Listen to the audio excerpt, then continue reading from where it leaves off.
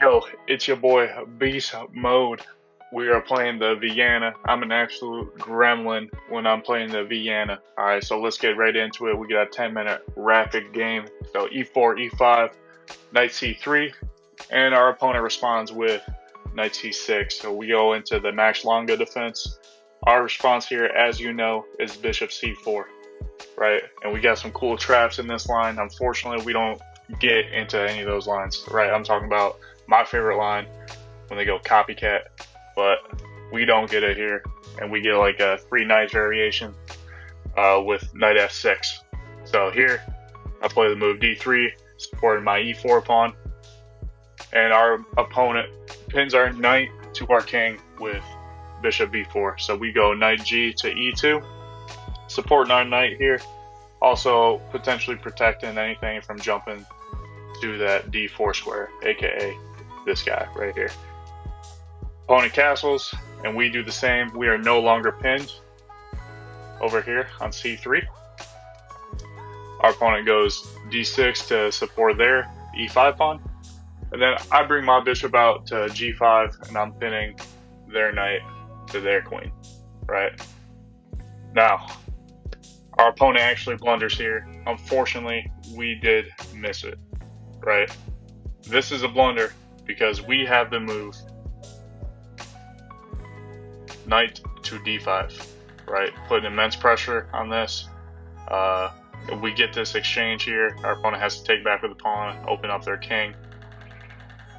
Nevertheless, though, we miss it, and I play the move king h1, right? And my thought process is eventually I'm going to want to move this f pawn to kick this bishop out, and I don't want to fall into any checks or anything on this dark square diagonal right here. So I move my king out of the way, miss the blunder. Our opponent tries to give us the boot with h6, and bishop h4 is a miss because right here they want us to just trade. Just go ahead and trade. That's what they're saying. It's they want trade, take back, attack. So that's their thought process, and the evaluation says we're +1 in this position here. We're also attacking this pawn as well. So I did miss that, unfortunately. So 2 misses in a row, and I play the move bishop h4. I'm keeping that pin. I'm not losing by any means here. Still roughly equal, but could be better in this position, right? Our opponent jumps in with knight d4. I know I said earlier I was protecting that square, but now I'm pinned, right? But I do have the nice move f3, right? They take. I'm just gonna take back with the pawn. I'm not sacrificing the rook or anything. It's just take back with the pawn. I'm also counterattacking this bishop right here.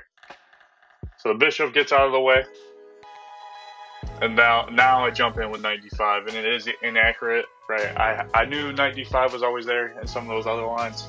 Unfortunately, it's just not. It's not a good move in this line here. So my opponent goes g5, pretty weakening move. So he's attacking my bishop. I gotta move out of the way.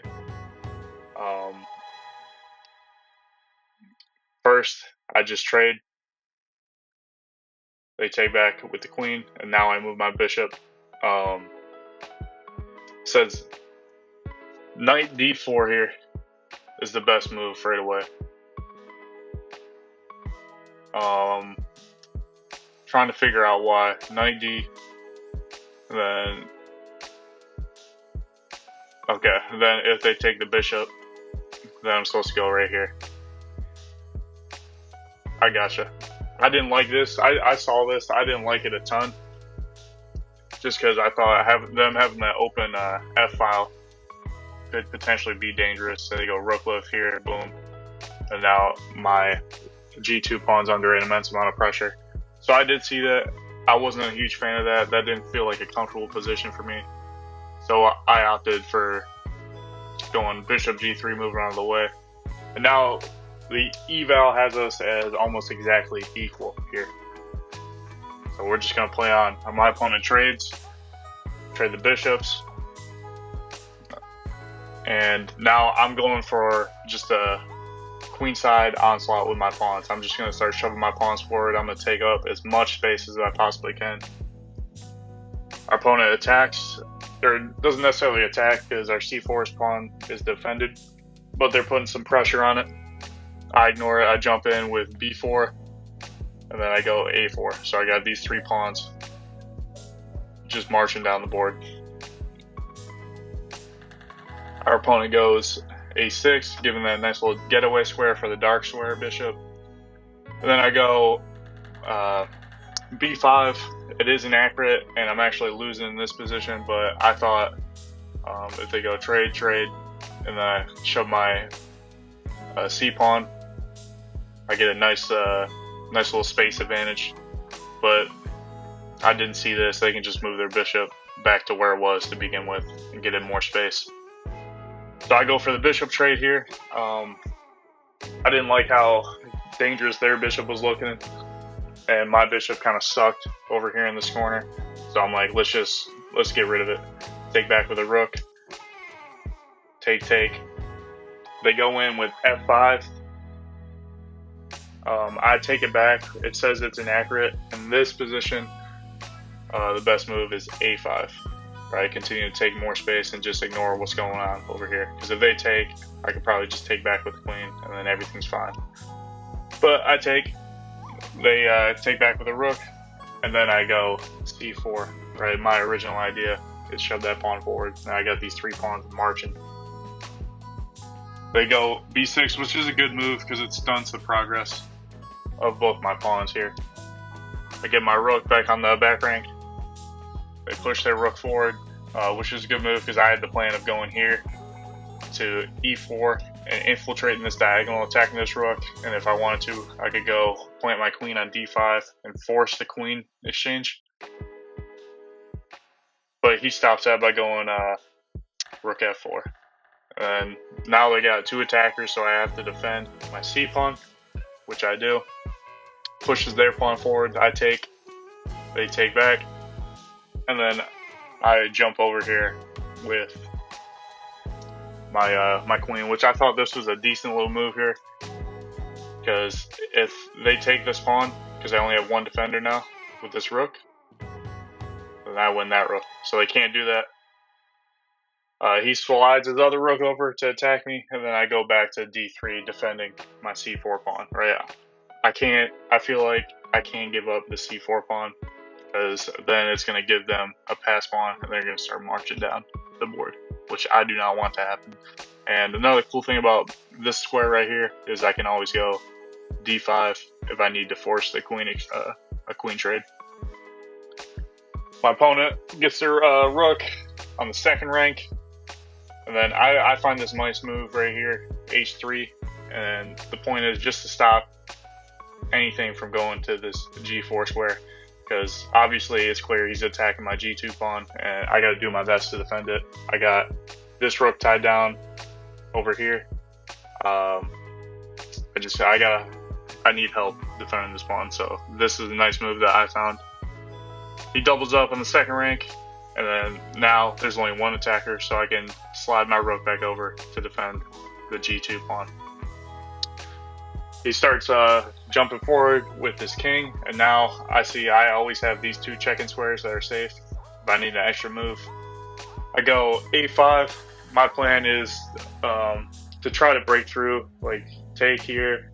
I'm going to jump up with my rook, maybe go rook a7, rook a8 eventually. Takes, I take back. And then they go g4, and again, I find a nice move. Remember, I had those checks, d4, right? I cannot take with this pawn because then the queen takes, and then I am just SOL right here, right? So I have to take back by going check and then taking back. All right, so I thought that was a pretty good move that I found there, and this position's still roughly equal, right? And then my opponent starts messing up. As you can tell, we're both getting pretty low on time here, so it's crunch time. They go queen e3, and my initial first thought was rook a7, but now that move is no longer possible, and I was hovering over the piece like this, about to drop it down, so I was that close to a blunder. I found a nice move, rook to a8, and I got a lot of stuff going on this file here. My queen potentially going in for an attack, and my opponent blunders the game. All right, I think it's due to the low time here. He's got about a minute. He probably should have took a couple more seconds just to think this position a little bit more clearly. Their best move here was going queen g5, but they miss it, they blunder, and that's checkmate right away. So GG's to Orochi86. It was a nice try, but let's go take a look at our analysis board and see how we did in the opening. So taking a look at our opening analysis for the Vienna, e4, e5, knight c3. Our opponent went knight c6. We respond bishop c4, standard stuff here, and then they went knight f6. Okay, I played the correct move in my game, d3, defending my e4 pawn. Then what did my opponent do here? He went bishop b4. And then again, I played the correct move here. So I'm 100% accurate in my opening up to this position so far with knight g to e2. Then what I have prepared is d5. In game, my opponent actually went, let's see here. If we go back,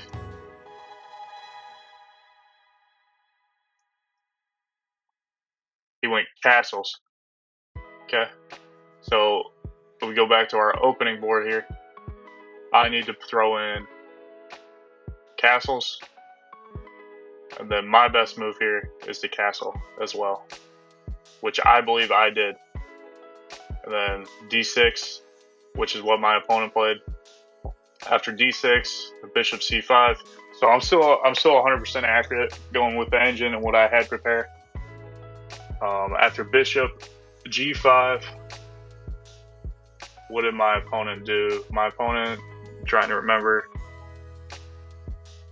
I think they went here, but let's double check that.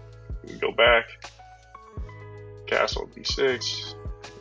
Yep, they went bishop g4, which is a blunder, which I feel like it's a pretty natural move, because that's kind of a common thought is bishop g5, then they're going to jump in with a knight.